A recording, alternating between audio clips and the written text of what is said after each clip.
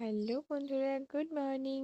আজকে গিয়েছিলাম কার্তিক পুজোর প্রসাদ খেতে। প্রত্যেকবারই আমার একটা ফ্রেন্ডের বাড়িতে আসি।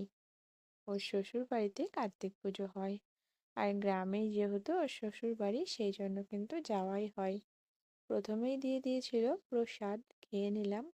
তারপর কার্তিক পুজোর পান্না, এই যে খেতে বসলাম।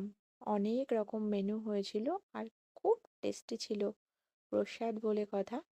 তারপরে আমরা সবাই মিলে একটু মাঠের দিকে ঘুরতে গিয়েছিলাম। জানো তো, ছোট্টবেলায় খুব আসতাম এই ঝিলটাতে, আমরা সব স্কুল ফ্রেন্ড মিলে। আজকে অনেক বছর পর আবারও এলাম, খুব ভালো লাগছিল। কিন্তু ওই যে, সব ভালো লাগার মধ্যেও একটু খারাপ লাগা থেকেই যায়। মন ভালো না থাকলে না, কিছুই ভালো লাগে না, জানো তো।